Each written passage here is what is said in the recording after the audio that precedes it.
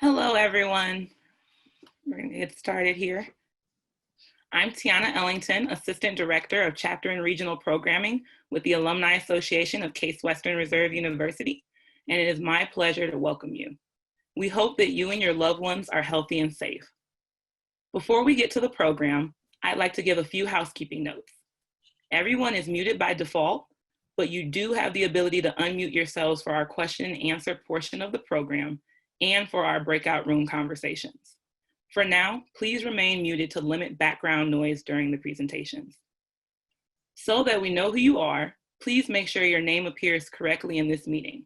You can rename yourself by clicking on Participants, finding your name, and then using the More option and selecting Rename. If you have submitted questions ahead of time, they have been passed on to our presenters. If you would like to ask a question during the program, you may do so utilizing the chat feature. We will do our best to get to as many questions as we possibly can. Finally, please turn on your video if you can. We would like to see your smiling faces. To our incoming students and parents, we are so excited that you have chosen CWRU and promise that our school will earn that decision. The university granted degrees in May to more than 1,100 undergraduates during our first ever virtual commencement ceremony. This unique experience only confirmed that CWRU attracts talented, persevering students from across the country and around the world, including those of you who are just beginning your amazing experience at the university. It is important for you to know that the university has made a commitment to the Student Success Initiative. Incoming and current students now have their own Navigator, a person on campus who works as an advocate and resource for our students. This person will work in lockstep with academic advisors to encourage success at every level of a student's experience at CWRU. In fact, one of them has joined us on this call today.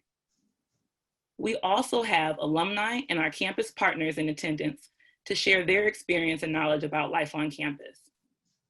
We are honored to have you, and we hope that what you learn at Case Western Reserve, inside and outside of the classroom, will lead you to a lifetime of thinking beyond the possible. Again, welcome to Case Western Reserve University. It gives me a great pleasure to wish you health, happiness, and lots of success at CWRU. Now, I'd like to introduce this afternoon's alumni host, Arnold Huffman. Arnold is a 1993 graduate of the Case School of Engineering and former men's basketball player for the university. He is the CEO of Digital Yalo, a marketing and communications firm. Arnold and his family reside in Atlanta, Georgia, and he is presently serving his first term as president of the CWRU Alumni Board. Please welcome Arnold Huffman. Good afternoon, everyone. Thanks, Tiana, for the introduction.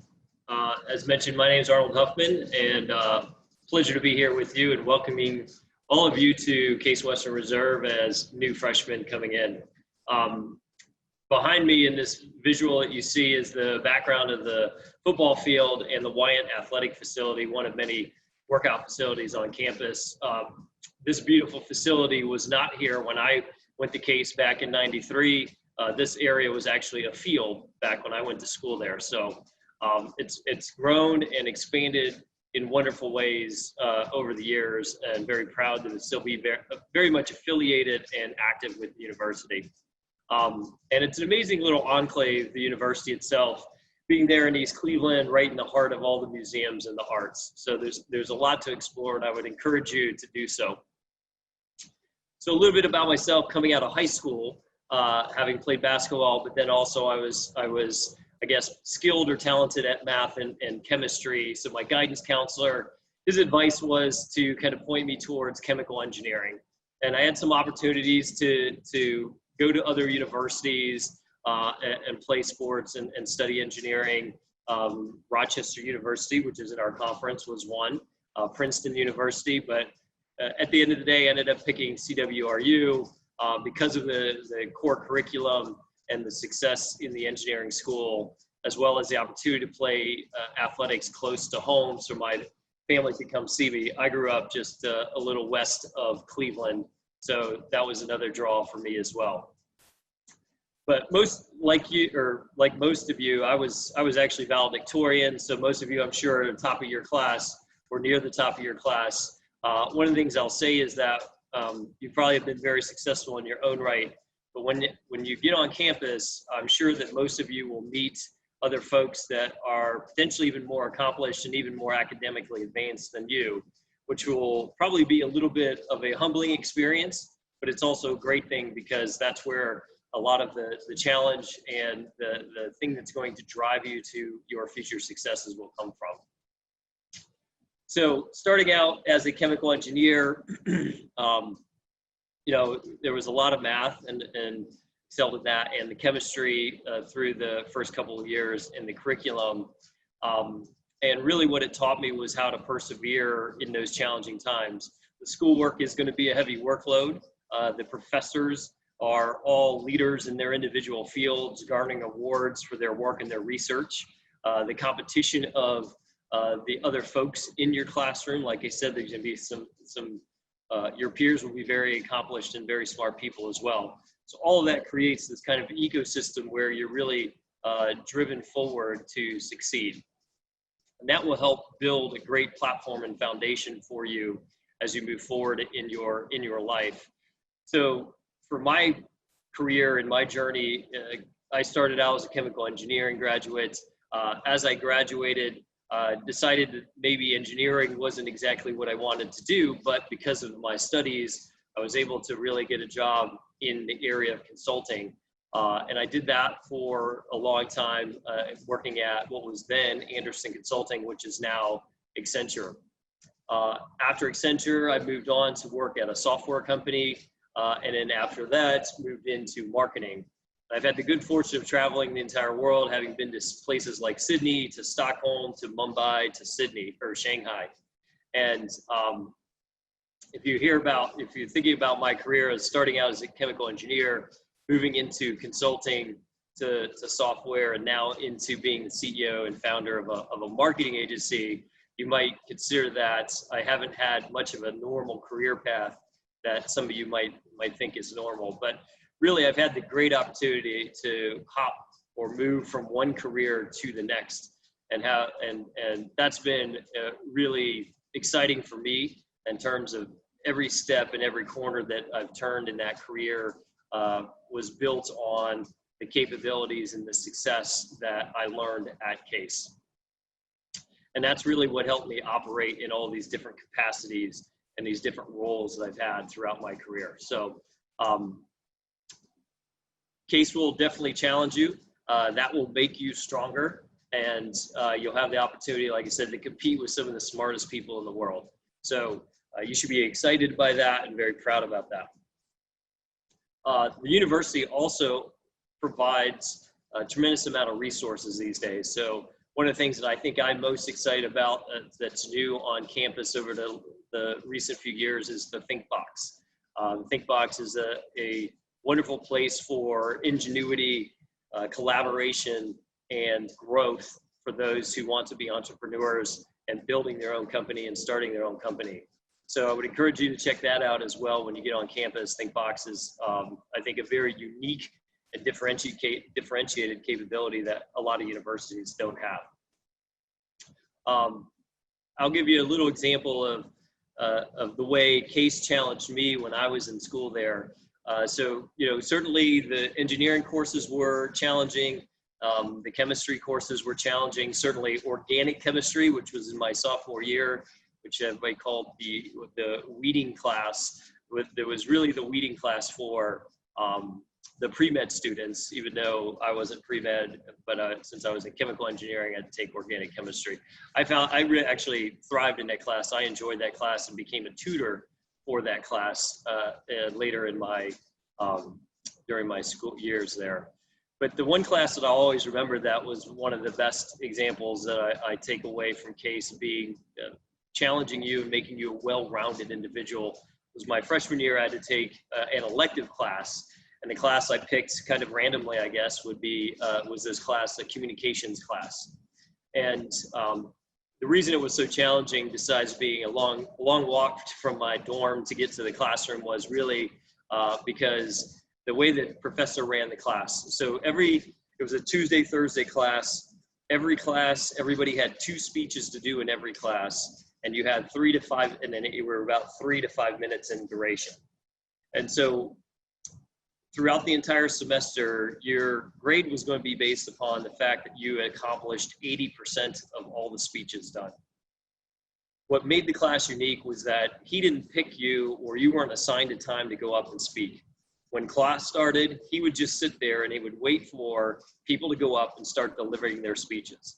And halfway through the class in 45 minutes, if you hadn't done your speech, it was time to move on to the next.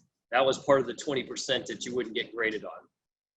So every day you were really challenged to get yourself up there and deliver your speech. And you were being graded on your ability to deliver that information, how concise and clear the content was. And so every day, twice a week, and twice in each class twice a week, you're being challenged to kind of get up there and deliver this kind of information. And it was a wonderful class, and one of the ones that I'll always remember. And one of the speeches we had to do one time was actually to get up and sing a song in front of the class. No music, just a cappella. And my favorite memory from that was we had a gentleman from Dubai who got up there and sang Kenny Rogers, the Gambler, in his native accent from where he is from. And so it was a great moment in class. Everybody enjoyed it, loved it, laughed, and I'll always remember that forever. So that communications class, even though it wasn't right in the curriculum of things that I was studying as a chemical engineer, certainly was one of the elements that helped round out my skill sets and even my fear of getting up and speaking in front of folks. So that was my freshman year, and it was a wonderful class. In addition to the schoolwork, I played basketball for Coach Sudek. For when you get on campus and you get a chance to go over to Horsburgh Gymnasium, you'll see a statue of the bust of Coach Sudek there. He was a fixture of the university for 34, 36 years. He was there long before I got there, and he was there long after I had left as well. And he was a great man and a great contributor to the university. And one of the things that playing athletics helped me, and hopefully some of you, when you get on campus and we get through COVID-19, that athletics get back to being a competition that we can all enjoy. That for me, it was the first time I actually got to travel to that level and extent. And actually, my freshman year, the first trip we took on an airplane for the games, our first games, travel games, was the first time I had actually flown on an airplane. So another tremendous experience having been at Case. The last thing I'll mention about my time at Case is really the friendships that I made and the relationships that I built and cultivated over my time there. Whether it was through basketball, through my fraternity, or with other classmates. Those friendships that I've made during that time are still friends of mine today. Those relationships will last the rest of our times, I'm sure, as well. So even just in my small group of roommates that lived together, there were CEOs. One gentleman is CEO of his own engineering firm. Another guy was the CFO of multiple chemical companies. And another friend of mine is the chief credit officer of a major bank. So all of them have gone on to succeed, and I'm certain have built the same skill sets and foundation at Case that put them in position to be where they're at today. So all in all, be proud that you're coming to this great enclave in East Cleveland of Case Western Reserve. I think it's going to build a great foundation for your life and your future success. So welcome to CWRU and welcome to the Spartan family. Thank you so much, Arnold. It sounds like you've really had a lot of wonderful memories from the time you spent here on campus.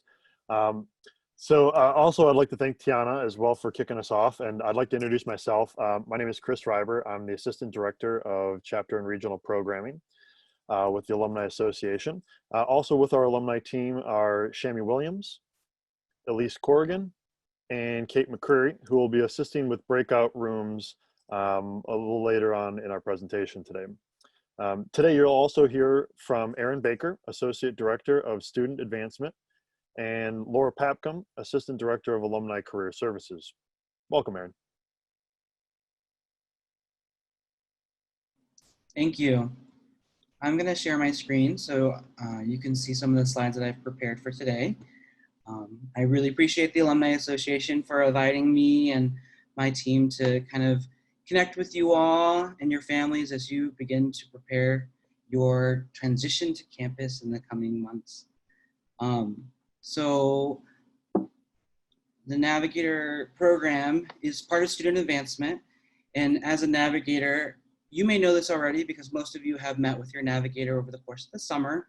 But just a reminder that our goal is to work with you and help you kind of understand, work towards, and reflect on your goals within your undergraduate experience, but also beyond.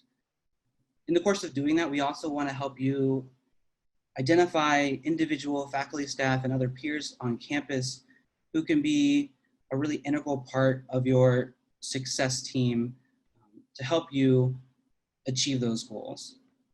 Different aspects of your success team include academic advisors, which are faculty or staff within the College of Arts and Sciences and the schools at Case Western Reserve, who really help you focus on career planning or major exploration and course planning. We also have postgraduate planning and experiential education, which Laura will talk about later, which will help you explore different career opportunities, get some pre-professional advising, and start planning for life after university. We also want you to be involved on campus and get to know others. And I know that's going to be a little challenging in this fall semester, as some students will be remote and some students will be on campus following some social distance regulations. But I can assure you that our Division of Student Affairs and other units on campus that work towards helping students engage with each other are busy planning different ways that you can connect with each other and different ways that you can have leadership opportunities on campus. And most of you are very familiar with your new student roadmap. You've been working through it diligently over the course of this summer, and you'll continue to work through it. I know first year registration just happened this last week, and that was a major part of your new student roadmap, but you'll continue working through your new student roadmap with different modules that will open up over the course of the next few weeks. And then for those of you joining us on campus, you'll move in and all of you will go through Discover Week and really discover the different opportunities that you'll be exploring within your first year. And lastly, one of the other aspects we want to highlight is academic resources, which are also part of the student advancement team, but that includes peer tutoring, supplemental instruction, and then specialists who can help you hone some of your academic strategies to make sure that you are transitioning into the university academic experience strongly within your first year. So how do we help you through this process? Primarily, we are focusing on developing relationships with you. And that's probably why a lot of our conversations this summer were just to get to know you, kind of get to know your background. But we also want to be a resource for you from a holistic standpoint. Most of our experience working with you this summer has been focused on the academic side of the house, helping prepare you for course registration. But as we move together through your first year and on, it'll be more than just the academic experience that we'll work with you on. And we want to serve as a resource for you, as a point of contact, and someone that you can turn to no matter what. If you have a question or having a challenge that you're not sure where to start, the Navigator is always a best place for you to turn. And we will either be able to answer your question, point you in the direction of that resource, or we will help you figure out what next steps to take. Developing relationships is really important to us because we want you to gain that sense of belonging within our campus community. We do that through a lot of one-on-one engagement with you, either video chats or phone calls.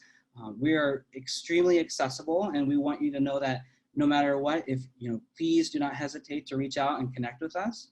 You can schedule with us at any time. We'll send out different emails throughout your time at the university to get connected, but you can always connect with us even without an invitation. We're excited when that happens, and we want to definitely get to know you. And then we'll help you set your goals. Those could be pretty long-term goals, like what job am I gonna have when I first graduate from college or going into graduate or professional school, to more smaller scale goals like what are the student organizations that I might join within the first semester.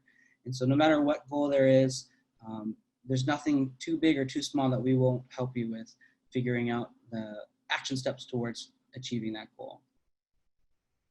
In terms of that holistic view that I mentioned, it's really because you're not at the university just to get your degree. Of course, getting your degree is really, really important, and that's something that is a priority for us, but you also learn a lot of skills outside the classroom that help you engage within a more global community once you graduate from Case Western Reserve University. Some of the stories that were shared earlier can really highlight how multifaceted the student experience is. And so because we work to get to know you on an individual level through building a relationship that helps us understand your needs, and we also want you to feel comfortable sharing different goals, interests, and needs that you have with us, so that way we can make sure you get connected to resources that are most appropriate for you, not just on the academic side or career side, but also personal wellness and development, campus and community engagement too. And because we are one of the few faculty and staff that will work with you consistently over the course of your entire experience at the university, from now all the way through graduation, our goal is to really create synergy within those different aspects of your experience and being a hub between different organizations on campus, resources, and units. So we collaborate pretty consistently with academic advisors, faculty, instructors, staff like postgraduate planning and experiential education, staff like the International Student Services, the Alumni Association, to make sure that you are having the best experience and have access to the campus resources that the university has to offer. So we're your go-to person if you need it, but you can feel free to access those resources on your own if you are able to find those resources. Please don't feel like you have to go through us, but if you don't know where to turn, we can help get you connected. We're someone who will advocate for you when you are encountering any challenges or issues on campus.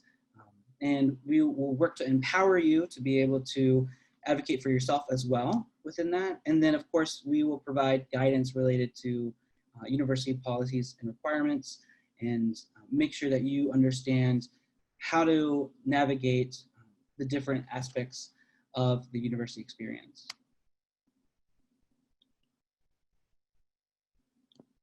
And that's my last slide. I'm excited to be able to help out with the question and answer. And thank you so much to the Alumni Association for allowing us to share a little bit about the Navigator program. Awesome. Thank you so much, Aaron. The Navigator role is so critical here on campus, such a big part of the Student Success Initiative. We're so glad that you're able to join us this afternoon to be able to share some insight into what your role is. Next up, from the Office of Postgraduate Planning and Experiential Education is Laura Papcom. Welcome, Laura. Thanks, Chris.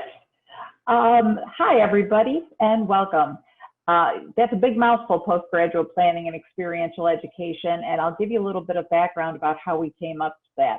So first of all, I'd like to say welcome to Case Western Reserve University on behalf of postgraduate planning and experiential education. My name is Laura Papcom, and I'm one of the assistant directors and career consultants in our office. We work with all majors, undergrad, grad, PhD, postdocs, and alum, and I've been with Case since 2009. Our office is part of the Student Success Initiative, so we work with Aaron's office, and we work closely with your navigators to provide seamless communication between you and our offices to assist with things like major selection, graduate and professional school preparation, career and job search, and general career advising. Now, you might wonder, where's the Career Center? And we're right here. So when we launched our Student Success Initiative a few years ago, the Career Center and staff realized that really not all students graduate and go on immediately to a career. So we thought that rebranding as postgraduate planning and experiential education made more sense as we advise students not only on internships and full-time opportunities, but we also house the pre-health, pre-med, pre-law advisors within our team.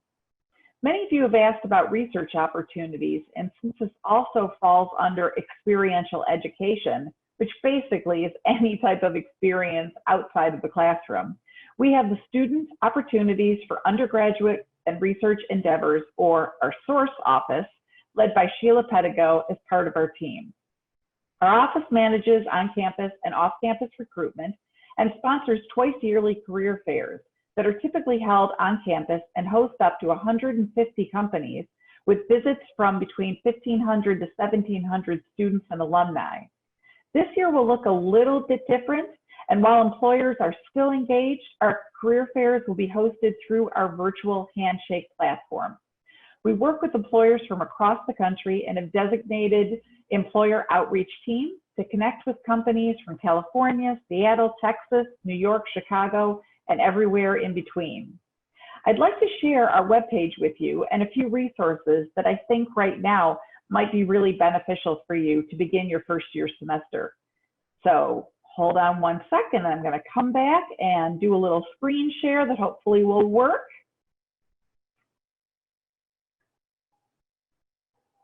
All right, so hopefully, Alumni Association, can you give me a nod that if you can see my, all right, excellent. Well, this is our webpage, and it is case.edu/postgrad. And I'm just going to show you a couple really great resources that will give you some important information. So to begin with, when you look at My Career, this is where you're going to find a handful of resources that'll be very beneficial to you. Remember I talked about Handshake and our career fair?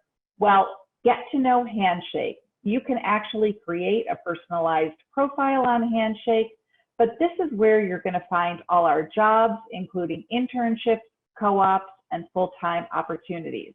This is also where you're going to find events that are on campus. And so the interesting thing about virtual this year is that maybe some companies that wouldn't typically come to Cleveland and Case Western Reserve University may now be engaged because they can do it virtually.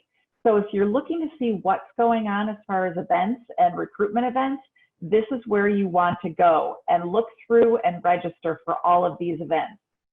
The Handshake platform works amongst all colleges and universities across the country.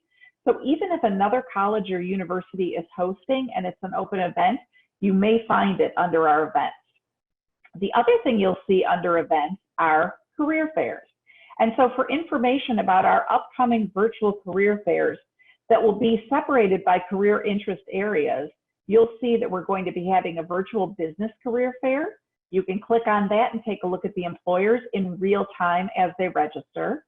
We're also going to be hosting a virtual engineering, technology, and science career fair, and a culture, community, and public service virtual career fair. Again, we call these career interest areas as opposed to major, because you may be majoring in something in engineering, but be interested in doing something finance related or working for another type of opportunity. So you can attend all three career fairs. You also can register and look in real time to see who's going to be attending those events. Another event I'd like to show you in My Career is Wiser and our Alumni Career Network. So we really encourage students to network the entire time they're on campus, not only with their classmates, but this is a virtual platform that has over 1,700 alumni and students that have created profiles. Students can go in, check out the member site, and actually reach out through this to an alum to do an informational interview. It's as simple as searching, whether you want to search by major or if you want to search by location, or if you actually know the alumni name. And I will show you a great example. Now, sometimes students will say to us, well, I don't know what to say when it comes to informational interviewing, but I can click on Shami's profile. And once I see what Shami does and say, boy, that's somebody I'd like to talk to, I can click on schedule a call. Now watch how easy this is for those of you who say, I don't know what to say to somebody. Not only does this give you an agenda, so you can go through this agenda and say, I'd like advice on managing a career, but it even pops up all the content in your email and gives you ideas for relevant questions to ask. So how easy is that? All the alumni and students that are in this platform are in here understanding that it's a volunteer platform to help students and talk to students for informational interviewing. So alumni and students are welcoming your call or your contact through this. All I will do now is click request a call. Shami will get a prompt on her end. Shami will select a date and 3 times, send them back to me. I'll select a time, and then we'll both get a dial-in conference call number at that designated date and time to have a great conversation. So that's another one of our fantastic resources. All right, gonna go back to our webpage, and families, what I call your board of educators, parents, or I'm sorry, not your board of educators, your board of consultants. If you're wondering what past students have done, we conduct something called the First Destination Survey for all graduating undergraduate seniors. And that information is available to you to take a look and see what people are doing. So if you click on this outcomes and data, you can explore by primary plans, what are students doing? You can look at the employers and see which employers are our top employers here at Case Western Reserve University. One of the questions we get all the time is, do you just work with Cleveland area employers? No, we understand that 75% of our incoming freshman class is coming from outside of Ohio now. So we work with employers all over the country and literally all over the world. We can look at states to see where our students are going, cities. We can look at salary and get salary information. And you can break this down by class year or by major. So that's a really great resource I'd highly recommend when you have time, take a look at. And then students, as you come in, you're probably going to be thinking about putting together a resume, whether you're trying to apply for student employment or you're looking to attend the career fairs. This is our career search guide, and this is a downloadable, printable PDF. This is a book that we actually wrote, the staff in postgraduate planning and experiential education. And it's got all sorts of information in the table of contents, but you can go right to the resume and click right on that. Oops, I've got to find it, where to go. Well, at any rate, click right on that and it'll take you right to our resume resources. There we go. All right, I have our pictures blocking us. And there is information about how to create a great resume and some templates to take a look at as well. Lastly, the last resource I want to talk to you about is, remember I talked about student opportunities for undergraduate research and endeavors? Well, you can click right here and see about upcoming information sessions and opportunities to connect with the source office and find out about those research opportunities on campus.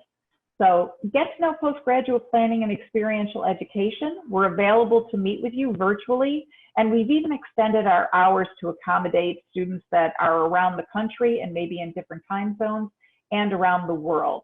So if you're interested in scheduling an appointment just to learn more about us, just click on request an appointment there and feel free to schedule, and we look forward to meeting you. Don't wait till your senior year to come and see us because we can help you throughout your time at Case. Welcome.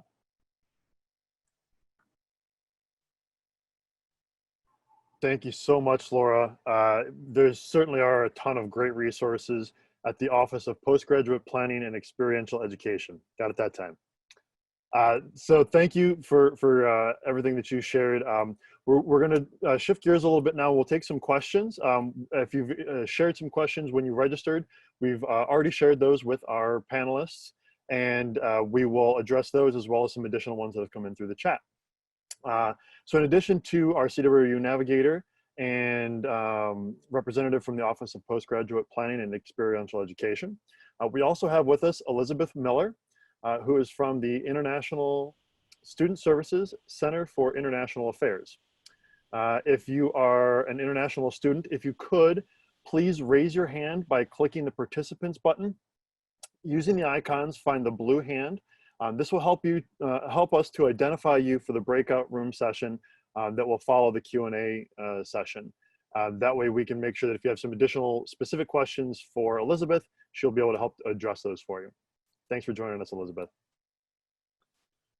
So now we'll go ahead and go into some questions. To start off, we're going to head over to Aaron. We had a couple of quick questions that had come in through the chat. So I'll just kind of run through those real quick with you. How long do the navigators stay with the students? Great question. So navigators will work with students starting back in May, or whenever a student deposits and commits to the university, all the way through their graduation experience, and even sometimes beyond. I've been working with some recent grads, just chatting with them about their experience in their first job or as they transition to graduate school. So primarily during the undergraduate experience, but it turns into a great connection that can persist beyond graduation. Is there a maximum number of students per navigator? So there are about 18 of us in our unit, and our full-time job is to be, in student advancement and navigating. So it's not a responsibility on top of other responsibilities that we have at the university. So because of that, we do have a good number of students because we have the time to focus on that. Within the first year class, the navigators have about a little over 100 first year students that they're working with, and that allows us enough time to have appointments available and respond to emails, connect more organically with students as those things arise. And one other quick question that had come through the chat before earlier was, if say that connection is a miss initially, is there a process in order to change a navigator to find someone who fits better? Yeah, so it doesn't often happen that a student will change with their navigator. Usually we try to help connect them and try to understand maybe what those challenges are in terms of the feeling that there might be a misfit there. And oftentimes through that experience, they both decide to continue working together and they have a fruitful connection moving forward. But there is a process, and part of my role as an associate director and two of my other colleagues as a leadership team for the navigators, we do kind of facilitate that experience. So if you do have questions and you need to talk with somebody in the leadership team, you can always contact the office at student advancement at case.edu, and our front desk team will get you connected with one of us. Awesome, thank you, Aaron. No problem. So I'm going to shift over to Laura. A number of you, when you had registered, had asked, with all of the COVID restrictions in place, will there still be opportunities for research, job shadowing, and volunteering? Hi, that's a great question. So a lot of those opportunities are still going to be available, albeit they may be virtual. So we were concerned when this first hit and we did have to go virtual that maybe students would lose those opportunities for internships and even their full-time offers. But we saw the employers really pivot very quickly to accommodate online and virtual engagement. And so with that being said, there are still many, many opportunities. Some will still be in person, but some will still be virtual as well. So absolutely. Wonderful. And so with there are obviously a lot of different questions that come up in regards to the COVID pandemic and how those work. So we appreciate that they have some idea that they're still continuing, that everyone's still working, everything's still going on. So I appreciate that, Laura. And to that point, usual. Yep, exactly. So, and actually to that, I'm going to throw back to Aaron as well. There's a couple of different questions that came in. That how will campus resources work as students return to campus, such as smaller classrooms, the library, Sears ThinkBox. There's quite a big list of different things that obviously will be impacted by social distancing measures. Could you speak a little bit to that, Aaron? Sure. So I can say that our university team that is really managing our approach in response to social distancing requirements have been really diligent in preparing and educating faculty and staff on what the best practices are for allowing students other faculty staff to access the different services that are on campus. And so that being said, there are plans for different resources on campus to be open, available to students. Some of those plans are still in the works. When possible, those plans are going to allow students to be able to access those services directly, in the facility. When not possible, there will be efforts to make sure that those services are available remotely. We are following all the guidelines that are issued from the state of Ohio, as well as federally through the CDC, to make sure that we're promoting a safe environment for everyone. And we also are balancing that with making sure that we are providing ample resources and services to students. So we are, I know that a lot of faculty this summer have been working diligently to explore different ways to construct their courses to make sure that they are up to the top quality that is expected. And I know different university departments have also been working extremely hard over the summer to figure out the best ways to adapt their resources for students, given some of these restrictions in the fall. Wonderful. Thank you for that, Aaron. I appreciate that. So next, this actually is a question for Arnold as an alumnus. Sanjana had a great question. She had asked, what did you wish that you knew when you were a freshman that would have made your first year easier? Yeah, so good question. I don't know that there are a lot of things that will make it easier per se, but I guess probably the way I would answer it is there's the opportunity to really explore the campus and before you get too busy. So as I mentioned earlier on, right, the campus being there right in the heart of the museums and the arts with the Botanical Gardens and Natural History Museum, as well as Severance Hall and the Maltz Performing Arts Center. So there's a lot that the north end of campus can offer, and even then on the south end with access to Little Italy and Cedar Lee and those other areas, as well as the farm a little bit further south as well. So I would say when you get on campus, really take the time to kind of explore all the different elements and areas of campus, because it is a great place, and there's a lot that it can offer beyond just the core quad and the campus area where all the classroom, because you'll spend plenty of time there going forward. So take your time and get to know all the elements of the campus. Awesome. Thank you, Arnold. Appreciate that. This next one going over to Aaron. This is in regards to like some res life move-in questions. A few parents had asked, after our students' move-in window is up, are parents able to visit or be in the dorms? Is there any parent programming or orientation after move-in? And will parents even be able to come and visit during the semester? So I think some of those decisions are still being discussed and making sure that they're in line with some of the regulations and recommendations that are being put forth through the state of Ohio.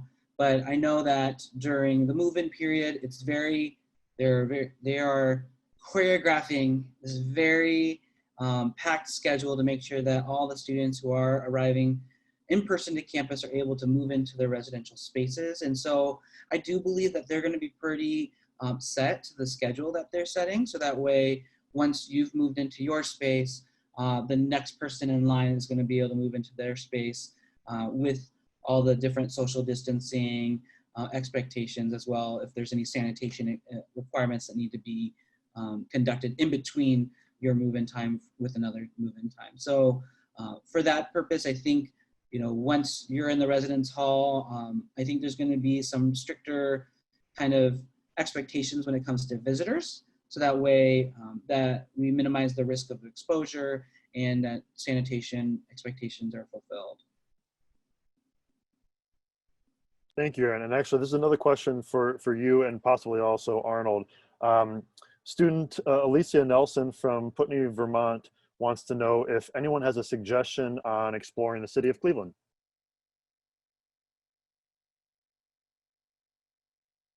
Yeah, I would say, there's I just mentioned some of the stuff kind of there in East Cleveland. Wade Oval is another great space, but yeah, Cleveland offers a lot, especially getting over to downtown and the Science Museum, as well as the Rock and Roll Hall of Fame, which personally is one of my favorites, that continues to evolve. Every time I go there, there's plenty of new things to see. And then there's little areas of Cleveland, like I mentioned, Little Italy, the Tremont area. And so you can kind of hit these different spots of Cleveland and see lots of different, the culture that was brought to Cleveland years ago as well. So there's lots of good dimensions there. And it's nice now that there's just recently a train station that had opened up for the RTA that takes you right into downtown, that opened up right here on campus just a couple of years ago. Makes it infinitely easier to even get downtown too, which is really nice. So the next question is going to be for Laura. A number of questions had come in about getting into research opportunities and looking for a job during your first year. I think you touched on it a little bit to make sure that don't just show up in your senior year, start right away. What does that process look like? Sure. So typically what we do is you can schedule an appointment with us just to sort of oversee our resources and get a little bit more familiar with those. Give us an idea of what it is you're looking for, and we can help you find those resources. Make sure that you have a good resume that's up to date and ready to go. And then also maybe give you some ideas for some events to attend, and how to find those opportunities within Handshake, because many are listed there as well. So I'd recommend going to the resource I showed you, how to schedule an appointment.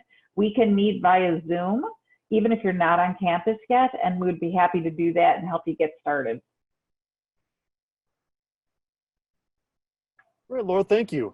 And actually, we've also had a couple of different questions that had come in as well for, this actually is going to be for Elizabeth, on what the study abroad looks like. You know, I think a number of different people had asked what, you know, if there's a specific example that you could speak to, or maybe some personal experience for some study abroad programs. Absolutely. So I work in the Office of International Student Services, but within our office at the Center for International Affairs, which you can see right there, we have ISS and we also have study abroad, and so we work closely together. For all of you, I want you to know you can study abroad. If your major seems complicated, it's, you know, I'm double majoring in these two engineerings, can I study abroad? Yes, you absolutely can. I'm an international student, can I study abroad? Yes, you can. So every single person on campus, all of our students can study abroad at some point. Excuse me. We have opportunities that span the globe, very genuinely. We have programs that go to South America, to Africa, to Asia, Oceania, Europe. We can take you just about anywhere you want to go. They last anywhere from 1 week to 1 year. You can use your financial aid. You can complete program coursework, so you will not get behind in your course while you are studying abroad. You can take the courses that you need to graduate on time. So it's really actually a really well-run program and a great opportunity. I really recommend that you reach out to study abroad at case.edu, and I'm going to put it in the chat so everybody can see it. Study abroad at case.edu. And our website is there, case.edu/international. So I recommend that you reach out to study abroad early so that you can make a plan. And our study abroad advisors work with your Navigator, so they work really well together. I see Aaron nodding, yeah, good. So they will work with your Navigator to make sure that you can complete everything you need to complete to still graduate on time while having an experience abroad. It's an incredible learning opportunity. It's a bonding opportunity, and you get to be one of those people who comes back and says, well, when I was in Paris. And so it's a lot of, there's so many chances, so many choices. Take advantage of them. Wonderful. Thank you, Elizabeth. I hope that everyone will take advantage of that. It's a wonderful experience. This next question is going to be for Arnold. This question came from Renee Zhu from Staten Island, New York. What was the biggest change you saw from high school to college life? And what do you think is the most important thing to do early in undergrad? Yeah, so excellent question. You know, as I mentioned, most of you are probably near or at top of your class coming in from high school, and you certainly have gotten to that level because you're capable of independent study and studying on your own and working hard on your own. Whatever level you think that is, CASE will be the next level. So just to prepare yourself, the coursework and the workload definitely will be there. And you'll have no shortage to practice your independent study skills. But adding to that, a lot of the work, right, is you don't have to just learn it on your own. Your peers and everybody's there to learn together. So the collaborative environments in which you can learn from others is definitely a bonus. I would encourage you to really take advantage of that. And you'll meet like-minded folks, and you'll be bonding with folks from all over the world. And you'll be really enthusiastic, to really give you an uplift to be paired with these folks that are very much like-minded and are willing to work as hard as you and want to succeed. So I would say, you're accustomed to working hard, that there'll be another level of challenge that you'll be presented with, but that's what will make, all the work and the 4 years at CASE definitely worthwhile is coming through that. Thank you so much, Arnold. I appreciate that. This next question, so as we're coming to the end of our time here for the question and answer, if you haven't had your questions answered, we will be happy to continue to address them and try to provide you some additional resources.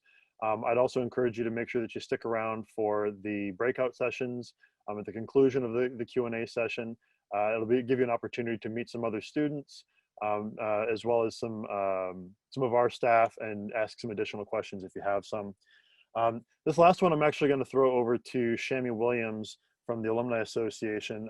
A couple of you who had registered had asked, what types of connections are available for alumni post-graduation?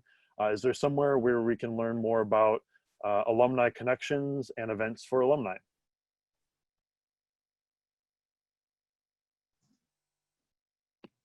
Hi, that's a great question. So I'm Shammy Williams. I'm the Director of Alumni Engagement in the Alumni Association of CWRU. We take care of 115,000 plus alumni that are all over the US and all over the world.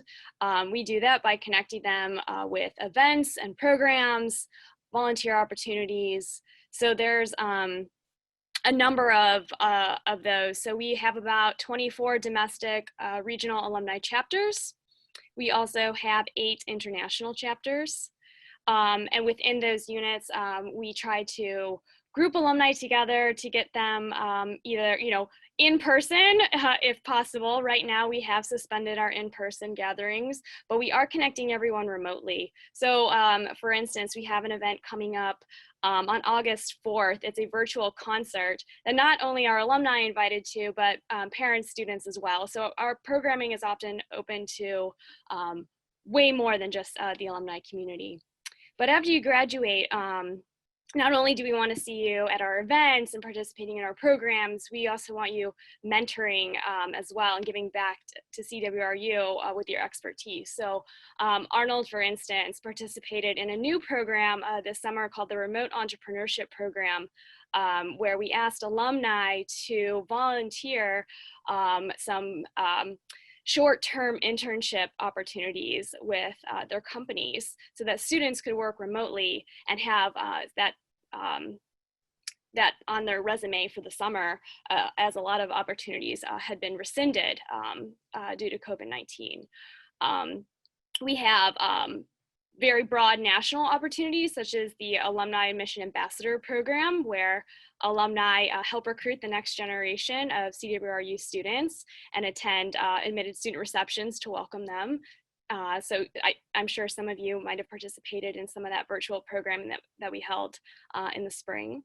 We also have local opportunities too. So some of you might be familiar with the Summer on the Cuyahoga internship program, where students from CWRU as well as peer institutions will stay in Cleveland for a summer internship.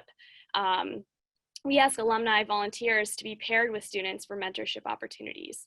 And we also have alumni who are volunteering abroad. So with our Study Abroad Alumni Connections program, we try to find alumni in international cities that we can pair with students who are traveling there for the semester, for the year, so they already have a connection when they're there. So lots of opportunities. Again, a lot of our stuff is developing to fit a virtual atmosphere right now. So if you have ideas, please send them our way. I should mention one other thing we do. We have a number of affinity networks. So some of our most enthusiastic, thriving networks are our Latino Alumni Network, our African American Alumni Association, and those are paired with student organizations on campus.